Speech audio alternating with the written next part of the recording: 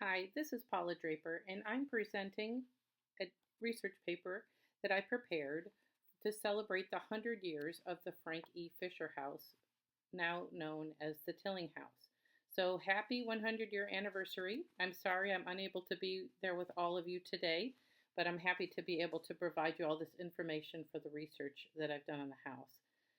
Just a little bit of information about me. I was approached by Allie and Bill after they supported one of my lectures on George D. Mason, who is the architect of this property, and asked if I could put together some information on the history of their home.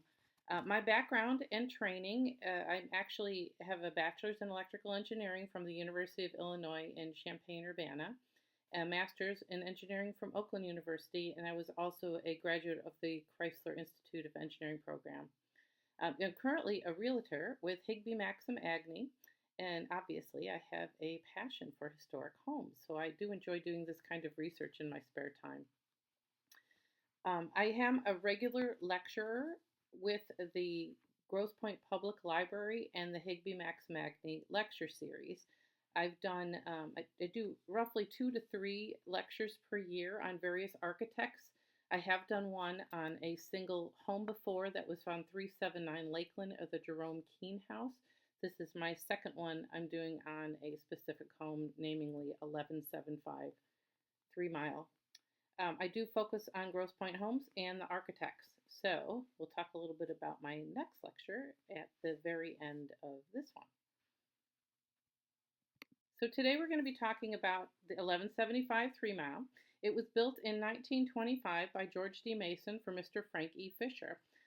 This property has 8,166 square feet. It was designed in the English cottage style and is of steel and concrete construction. All 3 floors actually are concrete, which is very unique and only done for a few prestigious homes in this area. It was designed with a Cotswold-styled slate roof.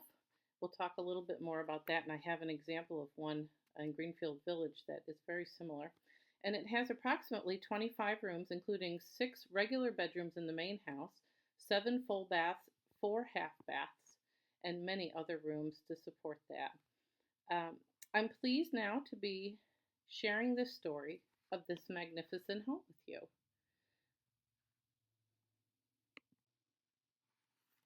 So let's start by talking about George D. Mason. So we're not going to talk too much about him because I've already done a full lecture on him. As I said, this is how I actually met Allie and Bill. If you're interested in listening to that lecture, it is posted on YouTube, and you can use this link below to access it. So George Mason, just briefly, was born in Syracuse, New York in 1956. We see that he moves to Detroit in 1856, and moves in 1870. And he was known as the Dean of Detroit Architects. He was a creator and an educator. The reason he's known as a dean is pretty much he helped bring over many of the key architects and worked with many of the key architects that we know and I've researched, including Hugh T. Keyes, who actually designed the home I live in, and specifically he apprenticed Albert Kahn, who originally really wanted to be an artist, but when they determined he was colorblind, one of Mason's friends brought Kahn over to see him, and he took him under his wing as an apprentice, an unpaid apprentice for the first 6 months, and then a low-paid apprentice, but basically trained him up into be the grand architect we know he was. So again, listening to this lecture, you're going to find out a lot more information. But George Mason did design and build several hundred buildings in the Detroit metro area, including his most prominent one was the Masonic Temple, which you can find an awful lot of information on, as well as the Gem Theater. And I point those 2 out because we see elements of those properties within this house. The photo on the right is actually a photo taken in the bottom right from some of the architects that worked for George Mason in one of his offices. Next, let's move on to the first owner of the property. This was Frank E. Fisher. That's obviously why we call it his home. Frank lived between 1859 and 1940. He did have his wife, Lou Bell Fisher. They were married for 34 years before her passing in 1924. They had one daughter, who married, her name was Dorothy, and she married William Gomer Price, who actually was the chief assistant prosecutor of Detroit between 1931 and 1936. The Prices had one son, Sergeant Edward Fisher Price, who was born in 1924 and passed away in 2003. And he was actually a captured German POW in the Great War, or World War I. He was captured in Italy, survived and married, and was eventually buried in Arlington National Cemetery. We see in our research that Mr. and Mrs. Price resided at 11753 Mile along with Mr. and Mrs. Fisher until 1936. Then we see that they moved to Chevy Chase, Maryland, and we see Frank Fisher, who was widowed at that time, eventually moves in with them approximately a year before his passing. So this may actually explain why that house that we're discussing, 11753 Mile, was designed with two master bedroom suites, one on either end of the house, because we see that their family actually did reside together. An interesting photo I have is in the middle, and that's a picture of Frank Fisher at the Masonic Temple in 1936. This was probably just before he had his stroke, which eventually took his life in 1940. So looking at Frank Fisher's life, he was really known as an inventor, and he was coined in 1887 by Detroit's mayor, Marvin Chamberlain, called him the city electrician. So he was really a prolific inventor and created, for example, the electric streetcar, which he used, there's an image of it here, and he used the Highland Park line as a model. So by 1888, there were 12 cities in the U.S. that were using Fisher's electrical rail line, including San Jose, California, which is where he met his wife, Lou. Pittsburgh and Grosse Pointe were two other cities which also used this rail line. We see that there were many patents that he presented. In 1885, he invented the Fisher self-starter for automobiles, and by 1916, this starter was exclusively manufactured starter for all Ford cars. In 1885, he also patented the induction coil, a mechanism for operating telephone night bells, telephone line switch, a talking strap for telephone switchboards as well. By 1886, he invented a system for compressed air cash carrier. So that's like the pneumatic system that we currently see in drive-up tellers at banks. And a parcel carrier, this eliminated, quote, the difficulties in turning curves and in carrying parcels to the cash and parcel desks, and was made so that it could be adaptable for any business. There were several patents that went into this full development as to what we see now into the pneumatic device, but he was one of the first inventors that worked with compressed air. In 1887, we see patents for the automatic lathe, electric motor, and reversing mechanism for electric motors. In 1888, we see patents for the telephone call bell system and armature for electric motors, and the dynamo armature annunciator. I like this one. In 1889, he did a patent for the trolley, which is interesting when you consider that he also created the electric streetcars. That was one of his first inventions. And in 1890, finally, we see patents for the annunciator and electrical switches. Now, this isn't necessarily all-inclusive of his patents, but these are the ones I could find in the Detroit Free Press between 1885 and 1890. And there's a picture on the bottom left of the electric starter motor, again, that was used by Ford on all cars as of 1916. We see that Frank Fisher was also quite entrepreneurial. He owned several properties, including a summer house in Sans Souci, Michigan, and they were likely rentals, many of his properties. We do see notes of him living at 106 Wills Avenue until 1910, and then this house up on the top right at 80 Atkinson, we see him moving there until 1925, when he eventually moves into 1175 3 Mile. So we see that he was, again, a sound businessman in that he apprenticed in 1879 with the Detroit Electric Company and then eventually became the manager there in 1884. We see him set up all these other businesses with the Metropolitan Electric Railway. He had a proposal through that company to set up a Belle Isle railway system, which was still being discussed as of 1906. These other businesses, the Merchant Store Railway Company, we see him have some of his patents created through there. And then we see this Fisher Electric Motor Company. We see him incorporate that and starts out with capital and construction equipment of $200,000 to begin with straight railway cars. In 1889, we see that he's the treasurer of the Fisher Electric Manufacturing Company. I find that interesting that though he owned the company, he did not want to run it. He liked to be the man in the background that basically did the hardcore engineering work and let the business guys run the business. Then we jump to 1913, where we see that's the first time we noticed Fisher Automobile Company, which was formerly known as the Toot-Hout Motor Company, shows up in discussions in the Detroit Free Press. He acts as the president of the Detroit Electric Welders Company. And in 1916, we see Fisher Starter Company is created with about $1,000 in assets. Again, this is still selling his starter that became the primary one that Ford was using. And in 1970, we see that he owns 668 shares of Detroit Edison stock. Not a surprise for a guy that's into electronics. This image, I showed this picture on the bottom right of one of his ads that he used for his companies. I found that fascinating in the newspaper.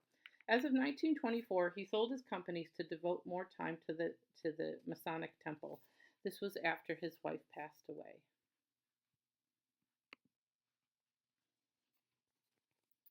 So we see that George Mason and Frank E. Fisher were really tied through the Masonic Temple. So Fisher was the chairman of the Masonic Temple at the Temple Real Estate Committee in 1916 when the site for the $1 million new Masonic Temple of Detroit was purchased, and the architect was identified. And I found this image fascinating. This is actually from 1921 when they started soliciting who they were going to use for contractors for the building. It's the first piece that I found both Mason and Frank Fisher named in an article together. It turns out they were both 33rd degree Masons, and Fisher was involved for over 50 years with the Masonic Temple. 33rd degree is the highest Mason that you can attain. Now, there's one fun fact. Actually, there's several fun facts, but I just have the one posted here, but I'll tell you about a few fun facts that I found in researching Frank Fisher. In 1887, he proposed the underground public lighting in Detroit for $500,000, approximately value of $17.5 million today. But it's funny that lawyers were still debating the viability of underground public lighting up to 1889. I just found that entertaining. In 1890, he proposed an underground streetcar system in Detroit for rapid transit. He talked about the benefits in sleet and snow. It was approved and then rejected and debated for 2 years. It really got held up in politics. If it had come to fruition, it would have run between 5:30 a.m. and 12 o'clock a.m. with a maximum price of 5 cents per trip. Unfortunately, he was more of a visionary than many of the politicians at that time. By 1895, another fun fact, we see that Frank E. Fisher had equipped the Hotel Cadillac, the Russell House, the Detroit Opera House with electrical lighting and power, as well as many other buildings in downtown Detroit. And this is the one I have highlighted here. So here's an image here of the right of 1889, an image of Thomas Edison. So in an 1889 article, we see Thomas Edison is going up against Frank E. Fisher. So let's keep in mind that Edison, by the end of his career, had 1,093 U.S. patents issued to him, as well as 2,332 total world patents issued. So Edison, I'm just going to quote something he commented on. Edison said, "Employing a pressure exceeding 220 volts is dangerous to life and property when it comes to electricity. So Edison said this having frequented accidents in New York City and elsewhere as he was installing or having electrical systems installed. This is when they were talking about doing such in Detroit. Now, Fisher said he maintained that this was due to inferior material used to wrap wires.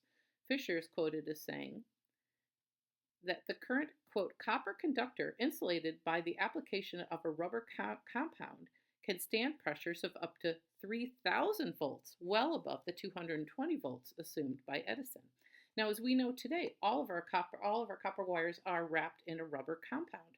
So I have to give it to Fisher. He was correct in this assumption and was a bit ahead of his time, even ahead of Thomas Edison. Next, we move on to the current owners. In 1936, we see the Christ family moves to Chevy Chase, Maryland, and on our notes from our office, the house is listed for sale for $50,000. Frank Fisher eventually joins his family in 1939 and passes away in 1940. It's not exactly clear when he moved to Maryland, but he may have moved at the same time. In 1937, we see the property is sold off market and is rented. And then in 1944, we see the property is sold to, quote, a foreign family named Anton for $17,500. And it was going to be used as a two-family unit. And we don't see it sell again until 1996 when it's sold to Dr. Ali Moeen and Dr. William Kupski, as you all know who are here today. Okay, let's talk about the fourth owners and the current owners of the property. So I asked them, what feature would the perfect house have when you were looking for your home to buy? And this is what they said. So Bill said that he wanted a house with a fountain, and Ali said he wanted a house with a quince tree. And coincidentally, this house had both. They were pretty open to where they were moving to, but they decided on Grosse Pointe and this property. So they renamed the house the Tilling House, and this comes from book number 3 of E.F. Benson's Literary Allusions. Benson wrote a series of novels, Make Way for Lucia, which was focused on a small town in England between the 1920s and 30s with some Italian influences. Book 3 book 3 to 6 took place in Rye by the Tilling River, which was a fictional town in Tilling, and that's what they named their property after. So they really saw this as a home for entertaining and wanted to focus on it being a musical home and a welcoming home. So they had a housewarming in 1996 with about 200 people. They sung opera, Bill played on the piano, and really had a wonderful time. Since then, they have hosted events for the DIA, the Detroit Opera House, the Detroit Symphony Orchestra, and various political fundraisers and concerts. So let's now start talking about the house. So it's impossible for me to show you everything in a short time, so I'm going to capture the highlights, starting with our architectural elements. First, we have the carved limestone on the entryway and fireplaces. And then we have the unique plaster cornices in the withdrawing room. That's the one with the fountain, the living room, and the sunroom. As you look down the hall, the one that's listed as Puabic tile, you look from the sunroom into the dining room. Each of the rooms has through that grand alleyway, they each have unique ceilings, as was noted previously, and yet connected with a common archways and Puabic tile flooring. So this home was clearly designed for entertaining, as it has a wonderful flow throughout the entire first floor and can easily hold a large number of guests. Let's start our tour of the house by going through the breathtaking dining room. This is my favorite room. The owners have maintained the original design, including the frescoes, paneling, beams, and plaster motifs that were there. As you can see, the frescoes are similar in style and color to that of the Gem Theater, which I have an image of there as well. So the Gem Theater, which was an addition put on in 1928, was originally designed in 1902 by George Mason as a Spanish Revival and arts and crafts style building for the Century Club. George Mason did both the original building in 1902 as well as the addition in 1928. We see in the center of the room there is a chandelier. This is, quote, new, as it was swapped out from the original, but it is an older chandelier that really goes with the style, and so I had assumed it was original. The original is still in the home, and I'll show that in a later slide. I also want you to note there's barley twist limestone moldings that's on the back windows. Those are seen in several other George Mason designs, including in the Gem Theater.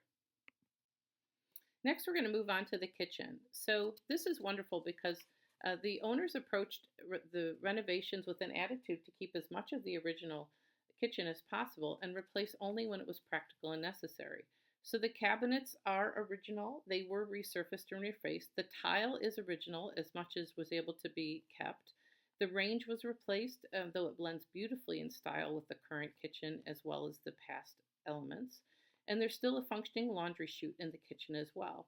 The doorbell indicator, which I have showing there, indicates numbers 1 to 4 of which exterior door has its doorbell being run, and it still works.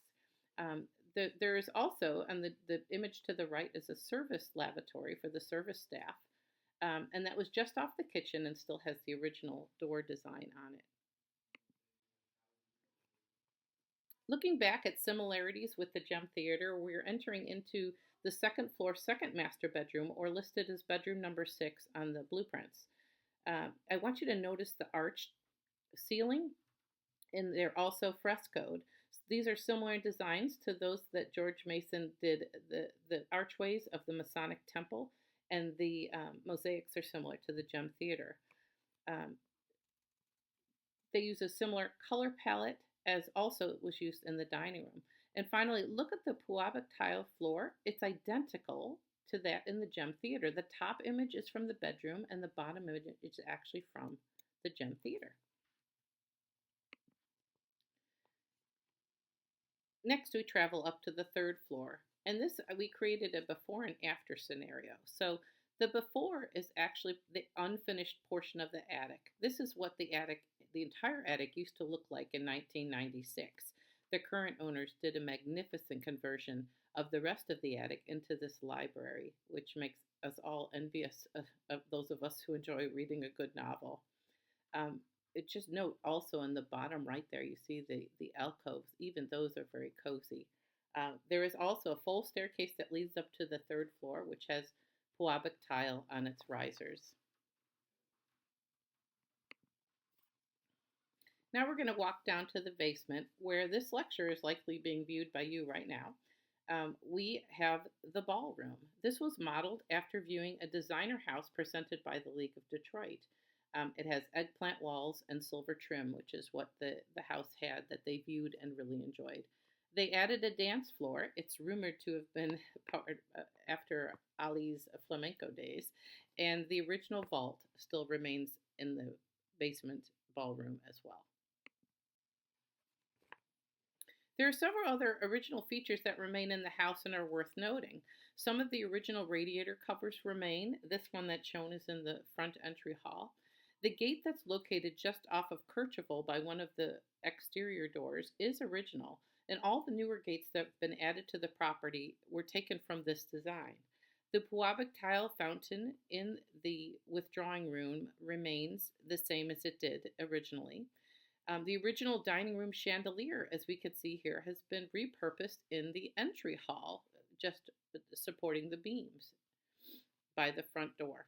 Many of the second floor bathrooms also have their original tile, and some of that is shown here. And there are 2 guest rooms in the middle of the house on the second floor that have original wool carpeting. And there's also 2 that have the original blue linoleum.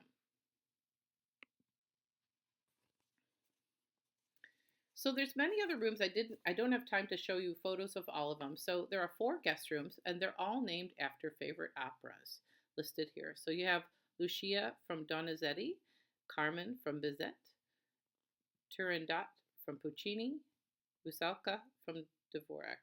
And I apologize if I've mispronounced any of those.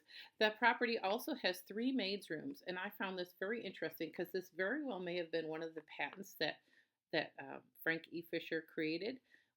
was they most, instead of just a call box that you would be a push button system that you see in most of Grosse Pointe homes, this actually had a telephone conducting system.